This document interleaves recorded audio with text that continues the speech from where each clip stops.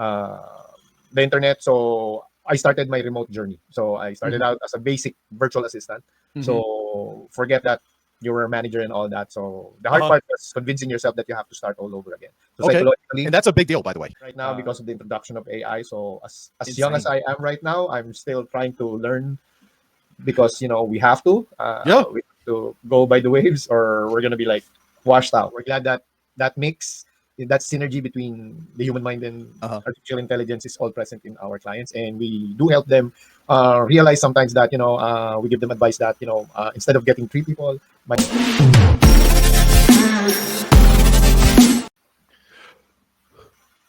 All right. Hello, everybody. Today I have Ferds on the call with me, and he's from FDR Sourcing Corp. And I'm very excited. He is a new friend of mine and just become a friend because he is so well-natured. And he is, if I can say it, he's from the Philippines, a very handsome gentleman that is interested in, I'm going to use his words, in making people happy. In helping people achieve their dreams and achieving success. So, and I did a little bit of paraphrasing in there for the last two statements. Ferds, can you please tell us a little bit about yourself, where you're coming from, and just a little bit about what you do? Okay, so thanks, Phil. You're so kind about the good-looking part. So I don't know. I cannot lie to the audience. It's obvious. All right. So thanks, Phil. So my name is Ferds, and I'm one of the co-founders of FDR Sourcing Corporation. So, but before that, sorry. First time, forgive me, guys. So, FDR Sourcing is a staffing and recruiting and consultancy firm, which aims to help out small businesses out there to find their right team member, the right fit. As long as the role is remote, then we'll definitely can help you out. And also, if you need anything business wise, maybe we can collaborate and help you out as well.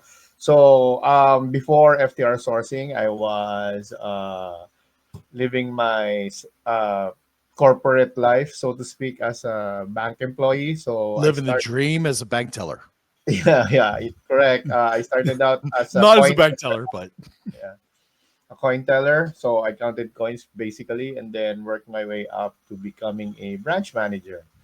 So after 16 years of working in a bank and counting someone else's money, I got fed up with it, and felt there's a time. It's a time for me to change of atmosphere. Change the pace. Change of pace. Thank you, Phil. Forgive my English. I tend to buckle from time to time. So anyway, by the end of this call, you're gonna be like, Philip, I said forgive my English, but I realize you don't speak English in the first place. My family's from Boston, right? All right. Okay. And I grew up in the South, right? So I'm somewhere between chaos and a funny accent. All right. That's comforting, I guess. I hope so. You're here now, so good luck. Yeah. So I guess after that, somehow I knew the world is going into tech, and everything that we're going to be doing will be based on the internet. And but I didn't count on the pandemic making it speeding things up. So here we are. Yeah. So after the pandemic, we started out FTR Sourcing Corporation. And what year did you start that? 2022, 23? If my I think 2022, right after the vaccine. Right in the middle of it. Right after the vaccine, the first line of the vaccine, and everybody starting to get out. Then we love Real ID. So and the vaccine passport and everything. So when we were able to go out already, so I came together with my thesis mates from college, and we started FTR Sourcing Corporation. So the main goal of FTR Sourcing Corporation is to, alleviate a little bit of poverty in our own country. So we Mm-hmm. give chances the skilled, talented people in the far-flung areas of our nation, not the Uh-huh. central business district, but those who are, kept hidden. So we dig them up and give them the best opportunity there is. And also, of course, helping our clients reach their full potential. And what else? Yeah, so my passion is, like I said, the reason why I guess I stayed with banking for 16 years is because I love helping people. I love Uh-huh. meeting people. Mm-hmm. And I have a knack in, talking to people, and they find it fun talking to me. Uh-huh. Yes. Yeah, So, in our pre-conversation, you're a lot of fun. So thank I hope to share this with the community and to get everybody to know you. Uh, but first, let's talk about business. Tell you. me, you had a nice, secure banking job. COVID came, and you said, "My soul is ripped out. I can't do this anymore." What happened? How did you make that Uh, jump? I'll use your words. It's burned out. So, 16 years doing the same thing, Mm-hmm. and being not your boss of your own time. So I guess Oh, that kind of triggered it, and uh-huh. then you tell yourself you're meant for something better, And you and are. Absolutely. yeah, God made yeah, you special, right? God made us all special. So we all thank have you. our place and we have to sometimes suffer a little bit to find Yeah, that, right? There's correct. growth, right? God Mhm. didn't make us in the image of a frog, right? We we're special. Let me ask the and I'm going to be maybe a little bit rude here. A Sure. lot of people see banking professionals as a little bit soulless, right? You're normally Yeah, I'm yeah, sorry, I get it. I get it. Yeah. right? You're responsible for deciding who gets money, who doesn't get money, who can pull out whatever. Do they look Mhm. like themselves? Mhm. Right? Is this their money? Is this somebody else's money? It's it's I cannot imagine like it in part it's kind of a glamorous job, but also in part it's like so rough at the same time. So what was your experience in this because this is a corporate job, right? This is for many people a dream job to be a senior member in a bank, to have gone from the ground up, to have proven themselves as reliable with money, to have proven themselves with good decision making. I'm Am I wrong when I have to guess that you oversaw mortgages, account creation, lending, all of those categories in banking in 16 years? Phil, first of all, you just read me like a book. So everything that you've said is totally true. And believe me when I say banking is a glamorous job on paper, but Uh-huh. it's a very stressful one. So, Yeah. so I can unlike imagine telling your neighbors, no, go to yeah, hell. My bank doesn't like you. How do you I'm say kind of that in a nice. nice way? I try to say it in a very nice way and Oh, as nice as I can. So it sometimes you do have to say that to your neighbors and sometimes to your friends and relatives as well. yeah, of But course. it's all for the common greater good of securing your hard-earned money. Yeah. So that's just the point. So No, it's and important. yeah. It's you're in the Philippines, Mhm. obviously, and we kind of already disclosed that, so I don't feel bad talking about it. It's Uh, all right. I'm not super. I have some of my staff from the Philippines. Love you guys, biggest sweetest people I've ever met. Right? Mhm. I honestly I lose money with my Filipino staff because they're so sweet. Right? Like I love you guys. Like good people, big hearts. I cannot imagine saying I just couldn't do it. Right? I could not do your job. There's a couple jobs I couldn't do. I couldn't be a police officer because I'd probably be executioner. Right? I couldn't do it. Okay. I couldn't be a banker because I'd be like, it's not my money. Here it is. The reason I'm not rich is because I'd be like, here it is. So maybe that's God making fun of me. So I can imagine it's a hard job, but how do you, and this is a real question now. Mm-hmm. You have this job that is corporate, Mm-hmm. and you have professionalism, you have experience, you have the corporate experience, you understand the corporate side of the world, which is very structured, very standard operating procedure. You have politics inside the companies. You work at the bank, there's politics. Mm-hmm. I'm not going to go into it because I have friends, but I have never seen more politics in a bank than in banking. Yeah. And let's leave that whole side apart, right? You're not in America, so it must be easy on you. I'm just saying it's got to be easy on you. Joking. But how do you go from that rigid structure to a corporate, to not a corporate, but an entrepreneurial structure? Because I have a lot of clients that go from this mindset of this structured process. They're super intelligent. Like I even see in you when you're talking with me, and they have this expectation of the world, and then they go into entrepreneurship, and the whole model breaks. Did you experience any of that at all, or because of your banking experience working with small businesses, were you very well prepared? Okay. Good question, Phil. So I'll try to answer it as best as I can. So yeah, yeah, you're right, because in banking we have a very, very strict structured process, and 16 years of following the what has been taught in school and in colleges and all that. Um, Somehow, I'm happy to say that from what I have achieved in those 16 years, I had to go back to zero.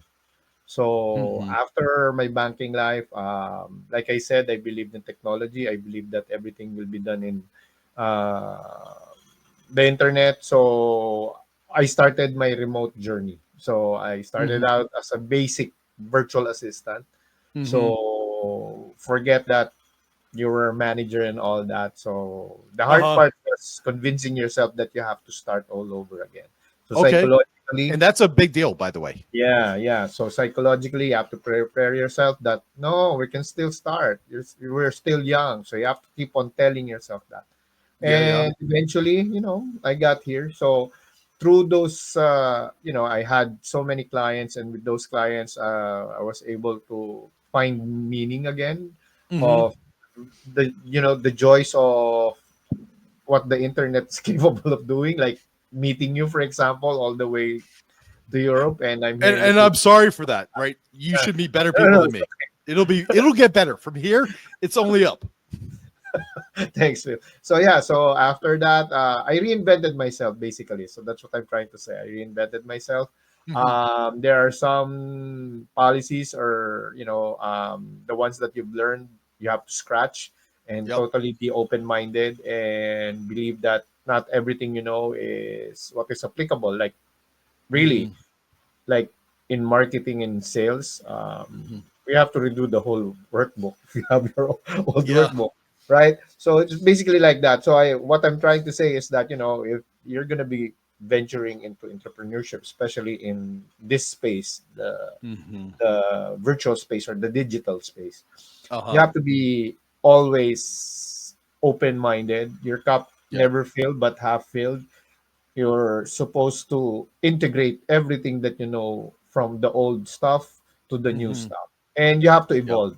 You can't just sit around on your And it's rapid. It's rapid yeah, evolution. correct, or especially right now because of the introduction of AI. So as young as Insane. I am right now, I'm still trying to learn, because we have to Yeah. go by the waves, or we're gonna be like washed out. So You yeah, know, so I guess that's it. So you just have to have an open mind, and we did have our failures, I guess, but luckily mm-hmm. enough, when we started FTR sourcing, I'm proud to say that after a year, we got in our investments, and Mm-hmm. Actually, it's just a month. So after 6 months, break even. Nice. And then on the Good year, job. we are above red. And right now, we're doing good. But, Bravo. we never are contented because we would really want to help more people out there uh, Mm-hmm. in our own special way. So, yeah, that's it. Yeah. I'm going to try to paraphrase a little bit of this Sure. because you said Sorry. a lot in a few seconds. Sorry. So, and I'm going to paraphrase, and please correct me. Right. So, Sure. here's what I do with my team. Uh, I have a team of people that are way smarter than me. Right. And here's how our calls go. I go, this is what I heard, and they're like, no, this is what you should have heard. Right. So we'll play this game between each other. What I Okay. heard is when you're going from a corporate job to a private sector, and when you're looking at entrepreneurs to medium-sized businesses, you're looking at dealing with a whole new set of challenges and skills. You have to be willing to relearn everything you made assumptions for and to test that out. So you have to carry the lessons that you learned, but also be willing and able to learn new things and to be adventurous and curious. You have to then go try those out to see what actually is working between the clients that you have and the clients that you used to have based off your corporate experience that are at different experiences, because you didn't collect those customers. Right now you're collecting your own customers, and they have a different set of criteria, and they're looking to match with your groove, which is a new one than you may have had before, while you maintain your experience and your values from before and all that culture that you've developed over whatever your career is. And for a lot of us, that's 5, 10, almost 20 years. You've got to be ready for new paradigms as new technologies arrive. Correct. And just to add on that, it's basically hard if like in my case, I work locally, Yep. so I work in the retail section, meaning I'm the one who greets the people when they get into the Uh-huh. van. So I'm not in the head office, so to speak, or the ones that Yep. deals with the big guns or the big businesses. So I This is basically where the talk to CEO people. should be, by the way. Yeah. So basically, I get my hands dirty. I'm on the ground. I'm the one, the boots on Uh-huh. the ground, so to speak. Yeah. So all locals. So if ever that we do get some foreign clients, it's Mhm. minimal. But you get some training with that. So when we After this, you may suffer with more foreign clients. I go on. Actually, that's a training. So when we started FTR, It's a totally different ball game because it's not local. We Mhm. are a global company, fully registered in the Philippines. So everything You we do. in today's world, if you are intelligent, Mhm. if you can communicate, obviously you communicate better than me. I'm jealous. I'm learning from you on this call. And Too modest, if feel fun.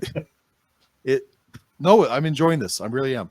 And if you have a passion, right, for doing good things, you Mhm. can grow outside of your community, right? Sometimes, I'm a Christian, right? Even Jesus wasn't appreciated inside his own community. So what I mean to be this, and I'm not trying to bring religion into the conversation. What I'm saying is sometimes you can really grow far past your community and do very big things. You can really change the world sometimes outside of your home community, where inside where people know you, they're like, I knew Ferds when he was 5 years old. He used to throw his boogers at the window, right? I'm not saying you did that. Right? Nobody, guys, I'm not saying That's a that, right? secret. Yeah, it's a secret, right? Just between us, and nobody else knows this. But people remember all the kiddie stuff he used to do, right? And they can't imagine you outgrowing them. But when you now in a global world, and we learned this from COVID, you can shine, you can really push yourself, you can achieve things that nobody ever thought they could, that you did not even know that you could. Correct. That because of your desire, if you have that desire, if you have that soul in you to really help people, to make them happy, to achieve greatness, right? To dig in and to do that hard work and to drive and drive and drive and to have the compassion to hold your tongue when you need to give sympathy, to then keep pushing when the time calls, to be brave enough to say, hey, take a break, take an hour, come back, right? Okay, it's been a day, it's been 2 days. Let's get back into it. Now let's go, right? I'm a little bit more aggressive on this than some people, right? And you can imagine. But this being outside, the ability to go outside of your local 20-mile block allows us to change the world in very significant ways. So I'm super excited for what you'll be able to do in these coming years. And the first few years are so hard. You started 2022. You're not even 5 years in. Yeah. Right? We're not. Yeah. So yeah, you're in your hardest years. Yeah. Correct. So coming into this in 2022, what have you learned that has helped you help other clients, to help your clients to grow during this kind of crazy time? Because we had COVID change the world. We have AI change the world. I mean, seriously, like every day we have either world wars or some new technology that's changing the world. How are you helping your clients with this? Okay. So basically, our clients, I'm happy to say that they still believe in the human mind, and they would rather have people manning their business rather than AI. But for now, they consider using AI in cooperation with the people that are working for them. Meaning, they would want AI to be there, but to be run by us, the humans. to be supervised. Yes. So we're glad that that mix, that synergy between the human mind and artificial intelligence is all present in our clients, and we do help them realize sometimes that we give them advice that instead of getting three people, might as well get one and get this software, something like that. So that's what we do. And then, like I said, we have a team that looks out for new technology because every day there's a new technology, especially the ones that impact our business and impact our clients. So we try to be ahead of that all the time and try to incorporate our services. How we can help on that field, help future clients on that field, and never restrict whatever there is out there, because what's bad now might not be bad tomorrow, and what's good now might not be good tomorrow. So that's how it is. There's a lot of jokes. What's today is good and tomorrow is bad. Yeah. It's so funny. Like Even we. It's like politicians. It's like politicians. They never remain friends, and they never remain enemies. It's always the common interest. Yeah, it's always some kind of fake harmony, right? I want the real thing, though. I want God's blood, guts, and love, right? That's what I want. I want to keep it simple. I'm not a politician. My wife says, you make an amazing politician. No. I guess so too. Yeah. No. It's my wife's like, no, I don't want to be Melania. No, dear. No, that's not me. I did not marry the president. You can go do your things. I'll find another husband. Otherwise, she's okay with me. All right.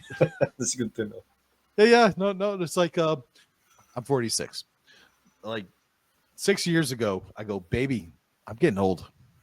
And I go, dear, I don't want to say it, but you're getting old with me.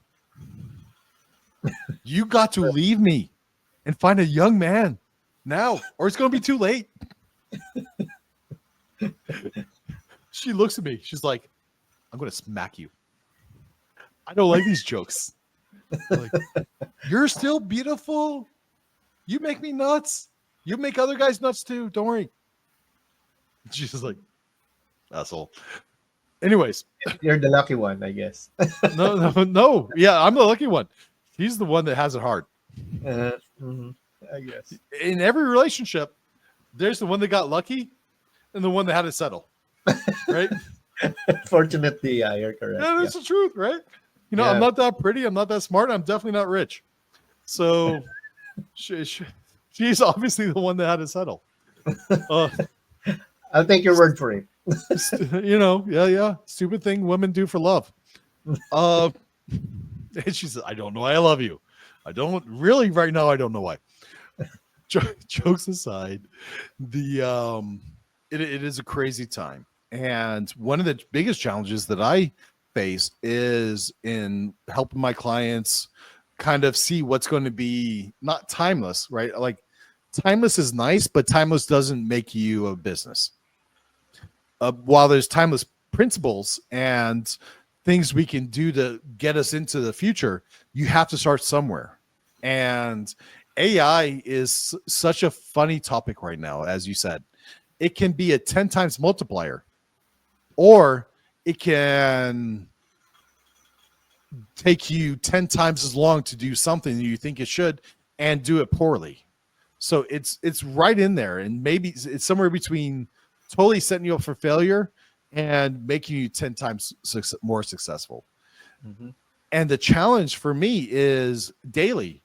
How do I bring in these technologies? How do I support my clients? Because if I'm not supporting my clients with this technology, somebody else will. Yeah. Right. And God bless them for doing so. Right. If they're smarter, prettier, and better than me, yeah, my clients should go there. And I try to make it so that they can, because I don't, it's not a marriage, right? It's like, it's not like I even joke with my wife, right? Hey, dear, I'm old. She go away. It shouldn't be like this in business, right? The jokes we have in our marriage is different than the kind of jokes you have in business, right? You got to reduce the sarcasm a little bit. You got to be a little more direct and still personable. And that's something I struggle with because I am very heavy on the sarcasm. If you might have noticed, I'm toning it down here, right? It's all right. You should see me on a regular basis. Uh-huh. Okay. So don't judge me too much, right? No judgment here. There should be, right? There should be, right? But thank you for being gentle on the judgment. So this is one of my challenges, and one of my big challenge, what it all comes down to, and I hear it in your expression also, is how do we take our clients and make them more successful, make them happy, give it a good experience, right? So give me a couple tips on how to take a client that comes to you, and give me like your favorite kind of project that you guys like to do and how to make them successful during this journey. Because when somebody comes into a project, right away they have high energy, they're motivated, they have beautiful ideas, and then they realize, okay, there's questions. You start asking, hey, what about this? What about that? Let's talk about edge cases. And now they start thinking. Now they start having doubts.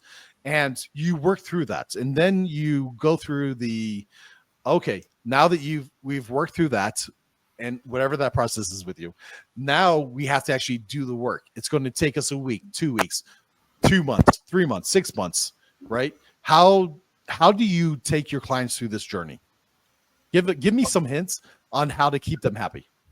Okay. First of all, just to be real, not all of our clients end up successful because that's how the world works. But we try to keep that percentage on a very, very low end. So We'll talk more about that afterwards, because yeah, there's a lot of so that's a disclaimer. you're too critical on yourself right away Uh-huh. on what's successful. And I'll ask you, right? I'm gonna dig in. You're gonna hit Okay, me at the end of that so section, all but right. we'll talk about what success means. And Okay, that's a hard one. yeah. So anyway, so tips. So I guess the first tip I can give you is like you have to listen to your clients first. So that's the number one tip, because if you don't know what they want, and if you don't know where they're coming from, then Mm-hmm. that partnership was destined to fail. So you have to listen, and your client must listen as well as much as they can, because but Mm-hmm. they're clients. But at the end of the day, they're the ones who gets the final say. That's how Yep. it is. So that's one. So you should listen to your clients. And second, I guess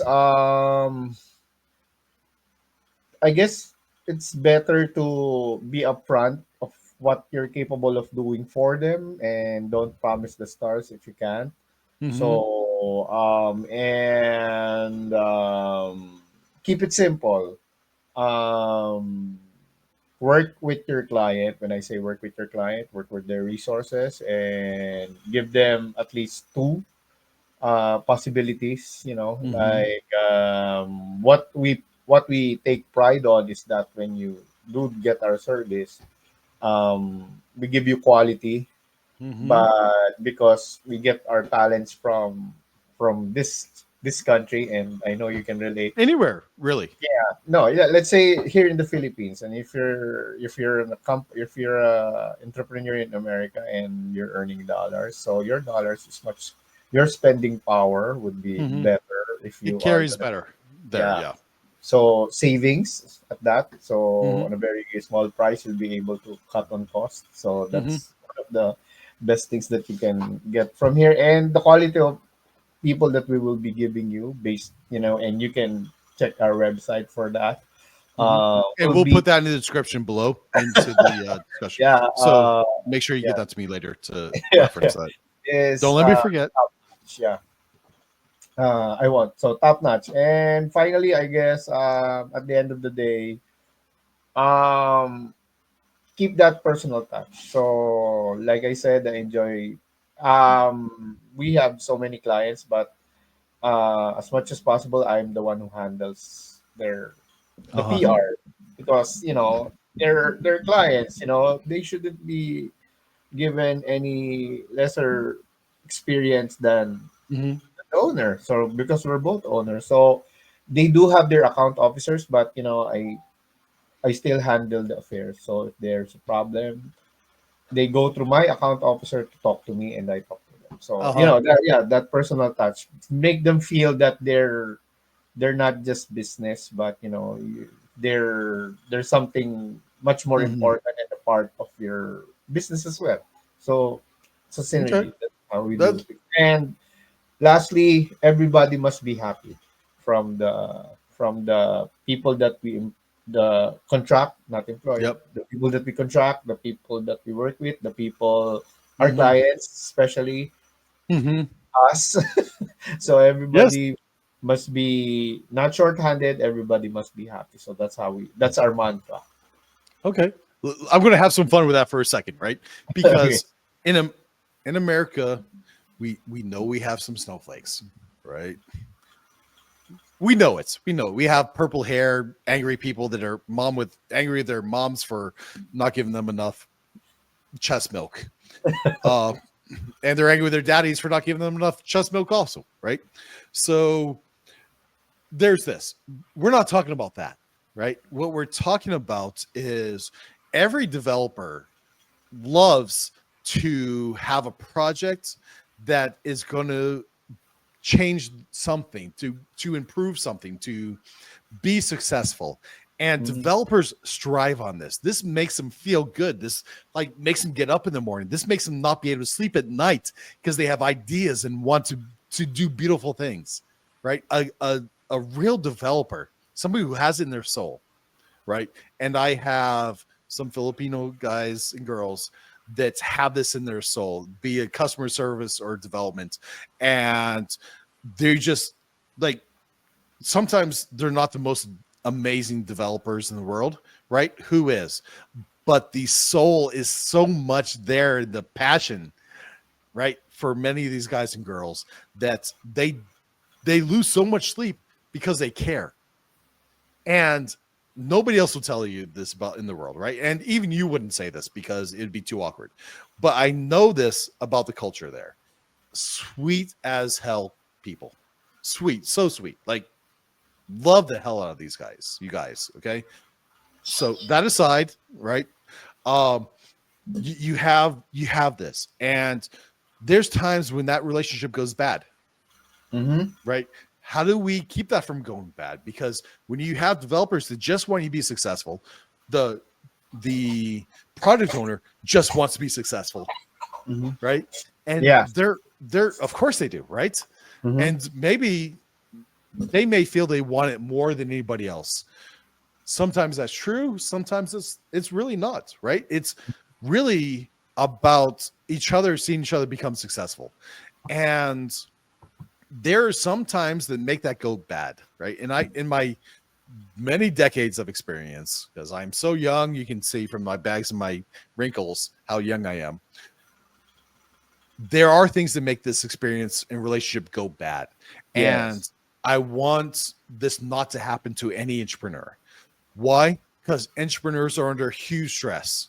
Mm-hmm. They have their savings, they have their family savings, they have growth, they have changes in their worldview, they have new things they have to learn. The stress is insane for entrepreneurs, absolutely insane, right? So I'm going to give a couple tips myself, and I want you to correct me. Yeah. Good. Entrepreneurs, don't ever talk to the developers directly. Talk to Correct. the project managers and to the guys that know how to filter what you say into developer speak. If you ever talk to the developers, realize they're very emotional and probably burnt out, right? Mm-hmm. Developers, if you ever talk to the stakeholder, realize they've put their whole life savings into this. If it fails, they can't explain to their family. You can go home and not care. It's not your fault, Mm-hmm. right? Even though it might be, Yeah. Correct. right?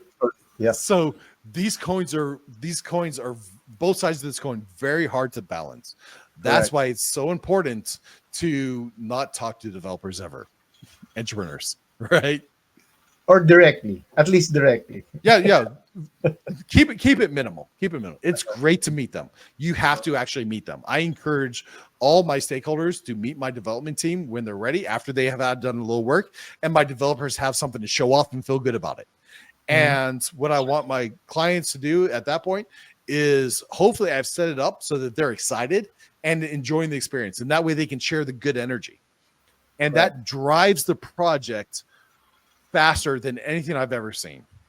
When you coordinate the team with the stakeholder at the right time, energy is high. It's moving forward. It goes great. Don't wait until there's kind of problems. Pick the time when energy is high and things are moving fast and everybody is moving rapidly and in sync.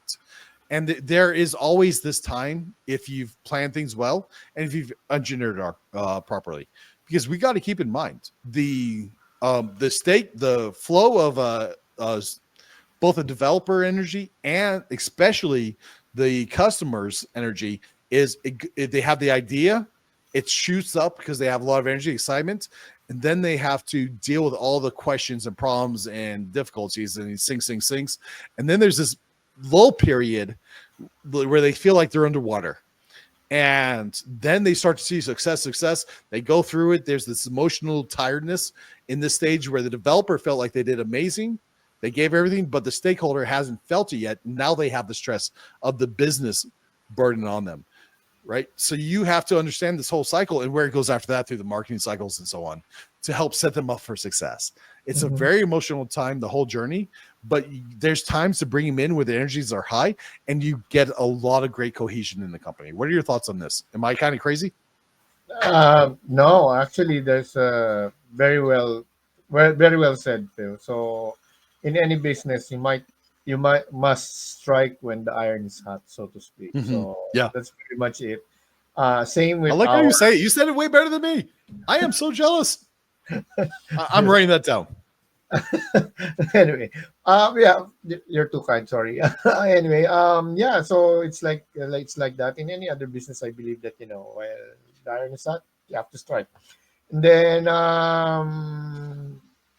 we normally do take that opportunity, like in our business, when Mhm. someone comes to us and we need these people, not entirely all developers, but we need these people and all that. Like Mhm. we do jump into it, but we jump into it with caution. So it's Mhm. always a calculated risk, but time is of the essence. So it's a very, very thin line that you're threading between being aggressive and being cautious. So you have to like Uh-huh.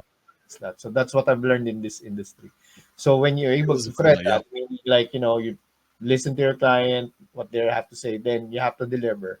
And as much as possible, we stick to our very to the turnaround time that we promise our clients, because Yep. if we fail on that, then everything might crumble Yeah. from Yeah. Once just you start missing expectations, it yeah. gets hard. It gets hard.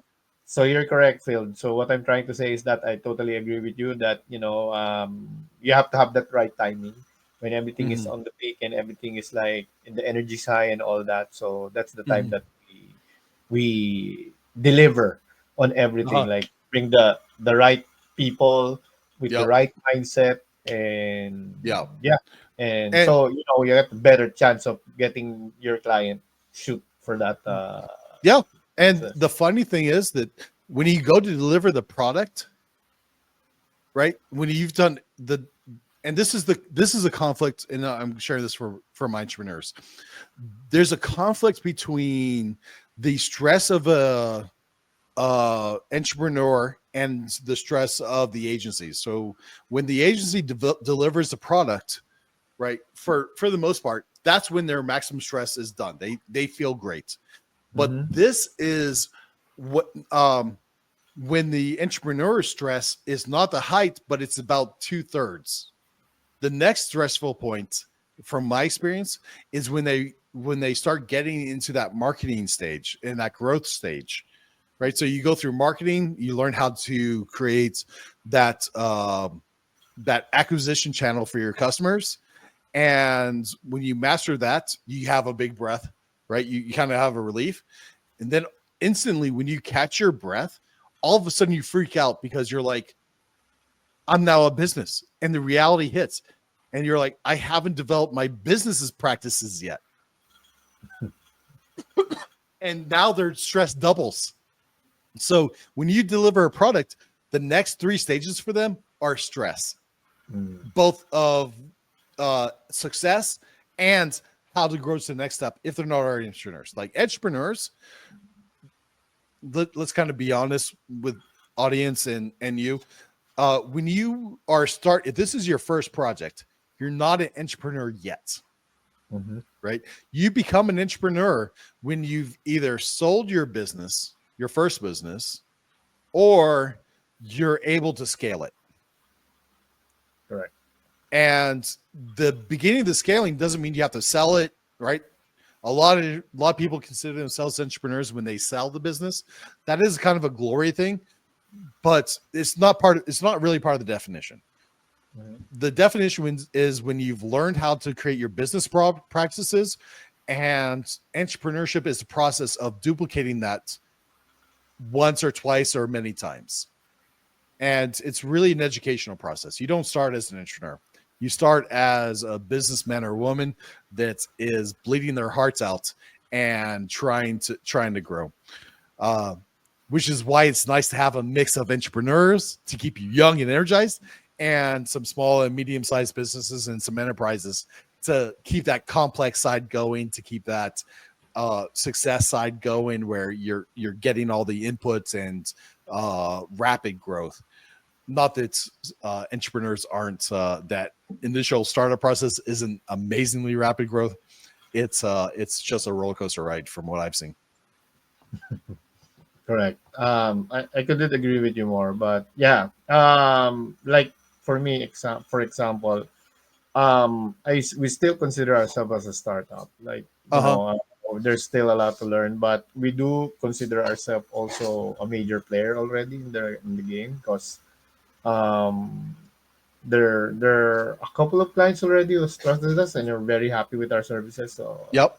so yeah, Yep. So I guess we're getting there. We're not totally there, but in our hearts, It we're takes kind time. You're only 3 years in. I mean, of we're kind seriously. of yeah, we're kind of an entrepreneur already, Hmm. and I don't know if our other fellow staffing and recruiting companies are capable of doing of what we're doing, because Hmm. actually we have access to, if ever that you want to meet us, like not Hmm. remotely, and you're in like in your own Oh, country, then we have I'll access. I'll be coming over sometime. So don't worry Yeah, about that. and we can entertain you in our own office. So we are I'm a big foodie, so I'll probably meet you out in the community, right? yes. Because I obviously love food. Just I saying, just to let you know.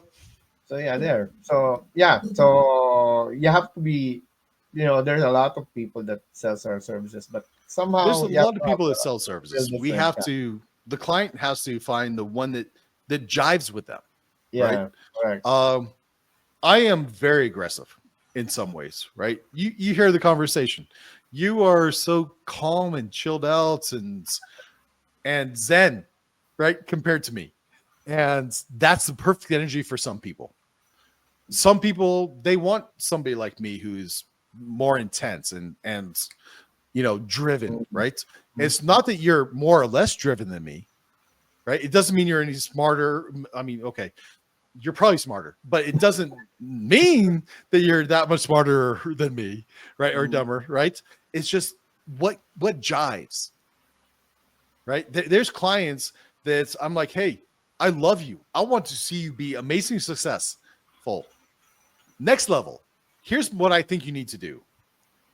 But I don't know that I'm the right person for you, right? Yeah. I think, check out Ferds, right? So check out these couple guys and see which one you want to come back to. Because if you come back to me, it's going to be wild, Hmm. Correct. right? It's going to be what it is. It's going to be like, this is our conversation. This is the energy I bring. And if that's what you want, God bless you, Hmm. right? Like I tell my wife, good job, right? You managed, Yeah. right? But sometimes my wife is like, I wish I married Ferds, right? She's like, I can't take you anymore. Yeah. We all get that. Come on. It's the same thing here. So you know what I'm saying, right? Um, Yeah. while the business arrangements aren't marriage, they almost are, because both you and I are staying up late at night, saying, how do I make these guys successful? Right? It's not. I don't want a million clients. I don't want to have 10,000 people on my staff where Hmm. each one has 3 projects and they're juggling it, and it's in compassion. We don't care if we succeed. I want my clients to be successful. That's what makes me happy. It's not just Hmm. making a project or being the smartest guy in the room. In fact, I'm happiest being the dumbest guy in the room around titans, right? Like I am here. So this is what drives me. Being around great minds, doing big things for the community, doing things for the world. But not everybody's my flavor. And I'm definitely not everybody's flavor. So it's really about listening to calls like this, saying, hey, I think Phil is cool, but Ferds is more my style. Or like, I like Ferds, sweet guy, but I think I need somebody on Phil's side. It's not like one of us is better than the other. And I could probably say that maybe Ferds is better than me in 100 ways, and maybe a million ways, right? It's just what's that connection? You know what I'm saying? That's where it Yep. ends up. Yeah. Yeah, correct. It's like what I'm saying, that that's why we have a business, because our promise is to find you the right fit, and it's not easy. It's not easy. So what we say to our customers or our would-be clients is that, yeah, you might be able to do it, but it's not going to be easy. Might as well leave it to the Yeah, yeah. experts. So so it's like that. Yeah, that's part of the discovery process. Hmm. And it's so invigorating when you find somebody that's honest with you about that. I think that's a big deal. Yeah. So really thank you for bringing that kind of honesty to this discussion. I'm going to ask you one last question. I'm not going to Sure. give you the last word. And I ask this of almost all my guests, and it is if you could recommend, based off this discussion, a good book or podcast or movie, you name it. Can you recommend something to our audience to kind of help them get to the next level? All right. So I'm kind of old school. So I'd probably say there's a lot to learn from the Godfather series. So I that's love that's it. one. Yeah, that's one. But Okay. as a You're the movie first to buff, say that. I love it. I love it. You're like my brother Mark. Are you so I learned from family? the best. Are we related? So anyway, another would be, I guess, I don't know, probably the Matrix, the trilogy of the Matrix. You Okay. know, Okay. Keanu Gets you Reeves. thinking So about reality and perspective. yeah, my yes, correct. My that's the way I would want to relate it. That the reason why I'm trying to kind of Uh, give it out I can what we're only basing. imagine coming from your banking background into entrepreneurship. You got to wake up and say, is the spoon bending or am I bending around the spoon? Yeah, you constantly this, especially in this day and age, you're gonna be questioning a lot of things you see Yes. around happening and what's in this space, like what we're Uh-huh. doing in this space, Yeah, in this yeah. digital space. That's a good one. That's a good one. So yeah, Thank you. probably, but I'm not saying that you should like question the things. No, Not don't question your believe reality. Be brave. don't believe everything that you see on the net. So protect yourself, but be open Yeah. minded. Or like what they say in the Marvel movies. Like Howard Stark says, everything in life is better with technology, and I firmly believe that. I'm a true believer of that. I think so. We're just going to move forward. Let me give you the last word and then we'll Mhm. end the call. Sure. Um, just live in the moment. That's for me, because what's in the past, there's nothing else you can do about it, and what's in the future hasn't happened yet. So concentrate on this time, where you are, where you're at. So, and everything happens for a reason. You might not be able to understand why it happened or why it's happening, but believe me, it has its reason, and you'll thank God for it when you understand. Beautiful, beautiful. I have nothing to add to that. I think my wife would have such fun talking with you, and she'd probably say, "I wish you were more like this guy." Oh, come on, you're too kind, Phil. Thank you so much for the call today. It was a real pleasure, Ferds. Thanks, Phil, for having me, and it was a pleasure talking to someone as smart as you. Not As true. although you've been giving me all the credits, but I would like to say to your audience that I don't think so. Phil is a very intelligent guy, and it was an honor for me to be here. Having this conversation with you. You are next level. Thank you so much.